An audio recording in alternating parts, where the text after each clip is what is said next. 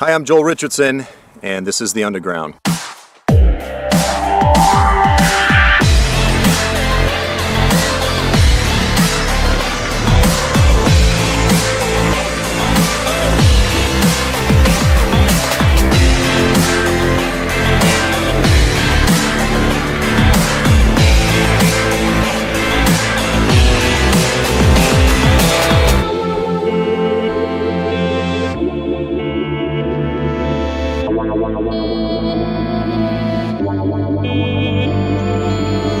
Welcome to this week's episode of The Underground, a program that explores the testimony of the biblical prophets, the gospel of Jesus Christ, current events, and how all of these things relate to you and me. Now, in this week's episode, again, we have a special episode. I'm joined with our friend Dalton Thomas, and we are here in the Nineveh Plains in northern Iraq. So in this week's episode, I want to take some time to discuss the forthcoming film, the second in a series of Covenant and Controversy. So Dalton, why don't you go ahead and jump right in, just for folks who have not even heard of Covenant and Controversy. Just give a brief overview. What is the film project all about?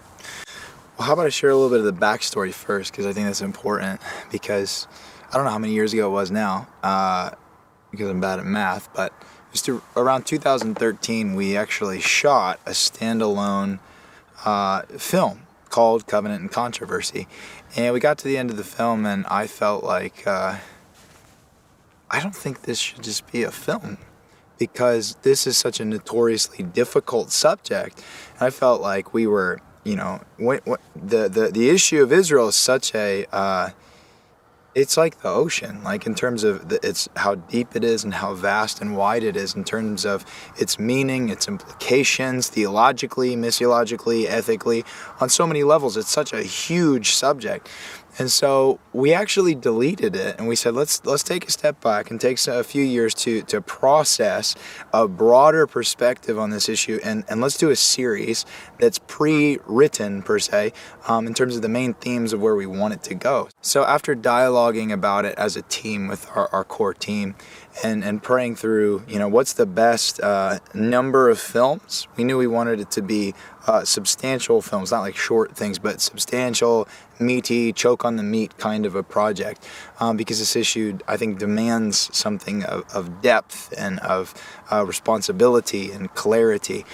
And so we landed on 5 films, and in many ways, the 5 films are structured like a 3-part sermon. So, classical, if it ain't broke, don't fix it kind of a thing. I think a 3-part sermon's a great model in terms of introduce 3 core points and conclude. So in many ways, this series is structured like that. The first film, and some of you may have seen it, The Great Rage, it's available for free online. You can watch it today.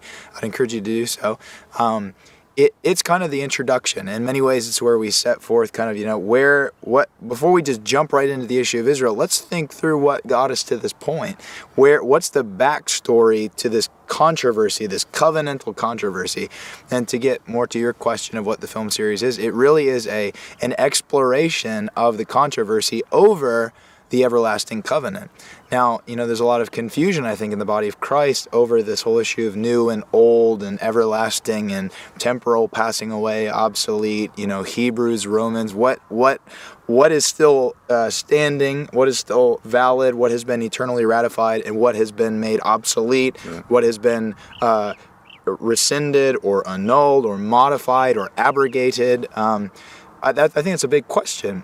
So the film series really is an exploration of that question of why is there controversy over these 3 things in particular: the Jewish people, Jewish land, and the Jewish covenantal capital of the city of David, Jerusalem, Zion. Why are these 3 things so controversial year after year, decade after decade, century after century, millennium after millennium? It is an enduring controversy. Why? And at the bottom of this mystery, I believe, is the issue of covenant. That's why. Jerusalem, we're just outside a controversial city, Mosul. Mosul is controversial on religious, ethnic, territorial, a whole bunch of different ideological grounds. It's controversial, but it's not controversial because of covenant. Whereas Jerusalem, is, Israel is, the Jewish people is, because the everlasting God made an everlasting promise and an everlasting oath that constitutes the everlasting holy covenant.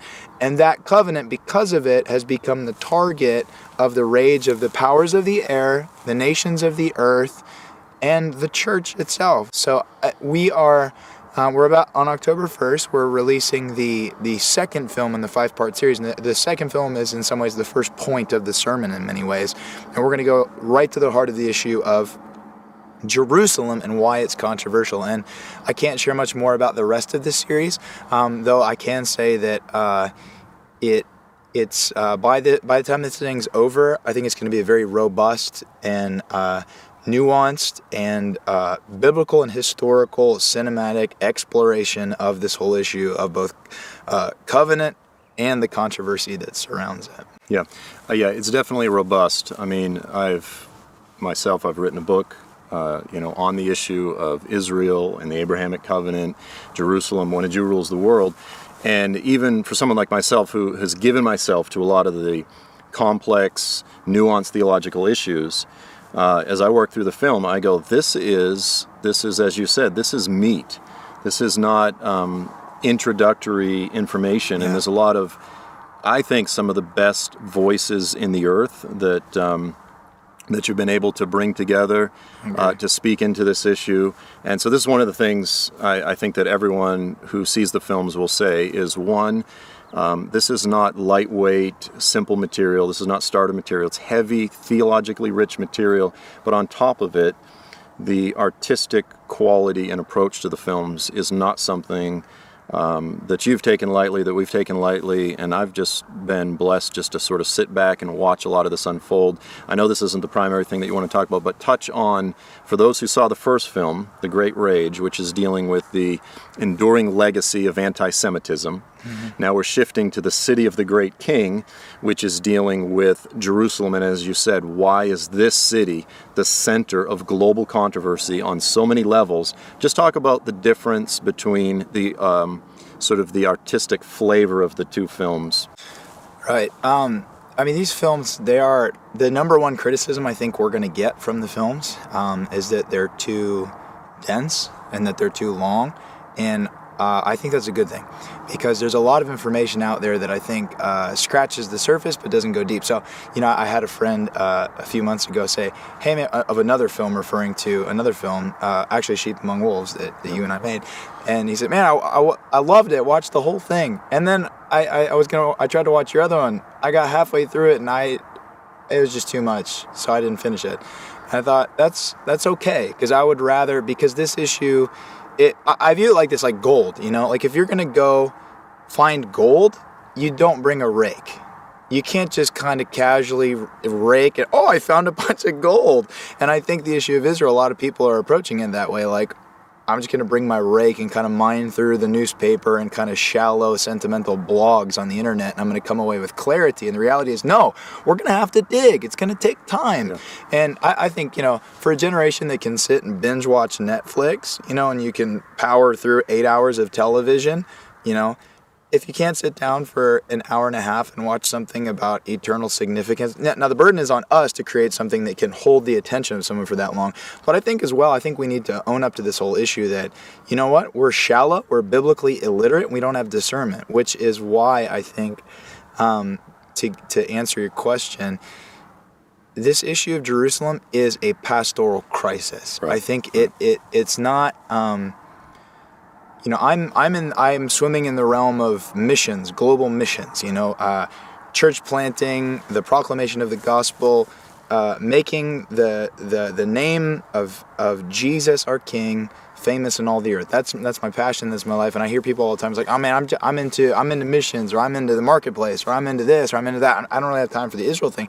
I think none of us have time to not be into the Israel thing, because this Israel thing, particularly this issue of Jerusalem, is the issue of the Son of David who will rule and reign there. So, I think a lot of us are going to be totally shocked when Jesus returns and sets up a throne in Jerusalem and visibly exerts energy and zeal to do specific things in Jerusalem. And all of us are going to go, many of us are going to go, what are you doing? Territory is irrelevant. The cities are, you came to bring a heavenly kingdom, and all these things that I think we're just so steeped in delusion and false teaching right now related to the issue of the kingdom, that when it comes to the issue of the Davidic kingdom being restored on earth, the Christological, gospel theological implications of the issue of Jerusalem, I think, present a profound pastoral crisis for the church and the nations right now. I don't know if I'm answering your question, but I think, to me, that's the heart of this second film, is that it's transitioning from the first film was, we need to take stock and look back at our dark history, because every family tree has skeletons that we'd like to ignore. The drunk uncle that we'd like to put in the closet, the family sins that we'd like to not talk about, things like that. And so I think anti-Semitism in many ways is constitutes in many ways that kind of a reality for our family tree. So this second film is really asking the question, the city of Jerusalem, because the Jewish people pose a covenantal controversy because of their existence as an ethnic preserved people group. But the city of Jerusalem, why is this city controversial? So that's the shift that we're doing, is shifting from the past and Jew hatred into the present and the future, and past as well, because the film really does dabble in the past a lot for the second film. But we're transitioning, I'd say it this way, we're transitioning from controversy over Jewish people to controversy over a Jewish capital, Davidic capital. That's really where the next one's going. Yeah. Let me see if I can kind of mirror some of this back. So, because I agree with you, and this is something as an author that I wrestle with. You write a book and you have a lot of information you want to convey, and yet you don't want to write something that's so complex that the majority of people don't want to read it. You want to make it easy to understand and clear and so forth, but by the same token, you don't want to compromise by dumbing something down so much, and yet we live in a culture right now, overwhelmingly, where people are increasingly not reading, and the videos and so forth that they do watch are shorter and shorter, and our attention span's getting shorter, etc. And so this is such a contrarian project, because it says we're not going to compromise, because this is a subject that is too crucial, too essential to deal with lightly. And so this ties into this issue of it being a pastoral crisis. Because in a lot of ways, this film, yes, it's for everyone, but at the heart of it, one of the particular groups that we really want to communicate to are those in seminary, are those who are professors, are the pastors, are the influences of this generation. Because a lot of pastors, and I think, we've all seen it, and this in no way is my statement, what I'm about to say is not intended to be derogatory toward anyone, but I think a lot of people in the churches, they look at this issue of Israel, and I think they see it on a far more shallow way than it really is. They see there's the folks that are not into Israel and those that are. And those that are those optional. But those that are the slightly flaky folks that wear prayer shawls and blow shofars around the Walmart parking lot or whatever, and they're kind of looking at this and go, we don't really understand the relevance of that. But what we're saying is, no, if we understand the Bible, if we understand the unfolding story of the Bible, there are issues here that are so fundamentally central that if the leaders don't wrestle with these things now, they are absolutely going to be caught with their pants down as they're trying to lead their flock in light of what is about to unfold on the earth. So touch again just on why this is so critical for pastors and leaders, and also, by the way, because as the film was released, this is one of the issues that we wanted. This is one of the things that we want to do, is have churches, pastors sponsor showings. We want the people to gather together to see this. So touch on some of those issues. Well, I'll touch on that first, then answer your question. October 1st till Christmas, we're going to be screening the film all over the world. So if you're a pastor or leader, consider showing this to your community. If you're not, consider passing this to your pastors and leaders and appealing to them to watch the film. And hopefully to host a screening. And to address the issue of why it's a pastoral crisis, I'll just quote Jesus' words. Matthew 24 and 25, it's really bookended, that message is really bookended by the whole issue of controversy over Jerusalem. Meaning they ask him, hey Jesus, you just said you're going to destroy the temple. Wow, that's a colossal statement. What are the signs of your return, the end of the age? And then Jesus says, he quotes Daniel and says the nations are going to besiege Jerusalem. There's going to be an abominable act that causes desolation. There'll be flight from Jerusalem. Jerusalem. And then after that tribulation of those days, the Son of Man will appear in the sky, and he will return. And then he ends the sermon in Matthew 25 by saying, and when the Son of Man returns, he'll set up his throne of glory and judge all nations. So we see, the beginning and the end of the tribulation is all nations coming against Jerusalem. And the end of it is Jesus, the Son of David, coming in all his Father's glory and setting up his throne of glory in Jerusalem to establish his government, his rule, and his reign on the earth, as is sung in heaven day and night in Revelation 5. You're worthy to take the scroll, Jesus, because you were slain and you bought men from every tribe, tongue, and nation, and you will rule on the earth. He's not going to rule from Japan. He's going to rule from Jerusalem. So that right in the middle of that, though, he tells 7 parables. And right in the middle of the 7 parables, and I would argue that all 7 parables are leadership parables in many ways, but right in the middle of those 7 parables, he tells this parable about servants in the household of the master. And there's 2 kinds of servants. There's a faithful and there's an unfaithful and unwise. And so what ends up happening is the faithful, it says this, some translations word it like this: they feed the people with food in due season, like the right diet in the right season. And then those who don't, the Lord comes back and he cuts them asunder and says that he says it's the equivalent in the parable, in the metaphor, it's the equivalent of abusing them and getting them drunk. So when the master comes back, he finds those in stewardship over his house not caring for the people and not feeding them the right diet at the right hour of history. Yeah, exactly. And I think this gets to the core of the issue of Jerusalem. This is not about Jerusalem, it's about King Jesus and what he cares about. And in light of that, if we're his leaders, we may be well-intentioned, we may be thinking, look, we're leading people in the things of God, we're leading faithfully, we're doing all these things, and Jesus is going, yeah, but the day of vengeance is in my heart, and I care about this issue of Jerusalem. If you don't, there's a disconnect there, and that disconnect, I believe, is going to result. Like right now, I think we can have aberrant, deviant theology over Jerusalem, and the consequences are pretty mild. Like right now, it's not that big of a deal. But I think we're in a 1933 kind of moment. What I mean by that is this: in 1933, if you had wonky theology about Jews, it was unethical and it was hollow theologically, but it necessarily wasn't yet evil in execution yet, until a little corporal emerged and swept Europe by storm and set in motion these events that we now know as the Holocaust in World War II, 50 million people dying in a period of basically 3.5 years. It's so eerily similar to what's coming. So I think right now we're basically in a proverbial 1933 moment, meaning leaders in the church right now, look, we can afford to kind of be ignorant and misguided about this, but that time is running out quickly. Yep. So leaders in the nations of the earth, and I want to speak directly to you as leaders in the nations of the earth, leaders, we need to feed our people the right food in the right hour of history. And that hour is right now to start getting clarity on this, because to me, it's not an issue of will we support Israel politically when these things go down. It's will you know God when these things could begin to go down? And will you be obedient to him and walk and bear his image rightly and testify concerning the gospel of the kingdom with accuracy and faithfulness and humility and love? انتفاضة القدس قد انطلقت دون عودة إلى الوراء بإذن الله عز وجل. هذا هو الخيار.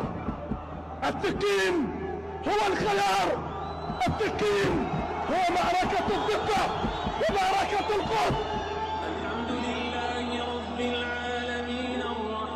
Jesus, the Son of God, is beautiful with or without Jerusalem. We do not need Jerusalem for Jesus to be beautiful. If he had never elected the city, if he had never chosen for that to be the city of his passion, the city of his suffering, if he had not chosen for that to be the city of his return and the city of his rule, he would still be beautiful. But he chose it in his wisdom, and I believe it's the same as a diamond is set in the proper setting. A diamond is beautiful on its own, but when it's in the proper setting, its beauty is magnified. What's happening in the Israeli-Palestinian situation, as well as what is happening in Syria and, of course, Iraq. The next, and in the last few minutes, in fact, there's an air raid siren. Violence between Israelis and Palestinians is raising renewed fears that the Holy Land is moving towards a third in Israel and the occupied territories has increased with new Palestinian stabbing attacks. These are some complicated times. We've been negotiating with them for 65 years. We say get out or you're dead. Israel's not going anywhere. question is, what does its future hold? Very difficult undertaking for Israel to target those who are targeting them. Where the perfect witch's brew of crises.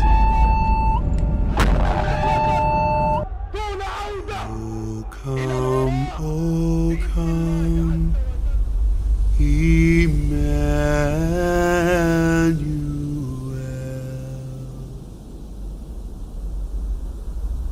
Jerusalem, Jerusalem, the city that kills the prophets and stones its messengers, the bloody city, the holy city, the filthy city, the beloved city. Jerusalem, Jerusalem, now and forever, the city of the great King.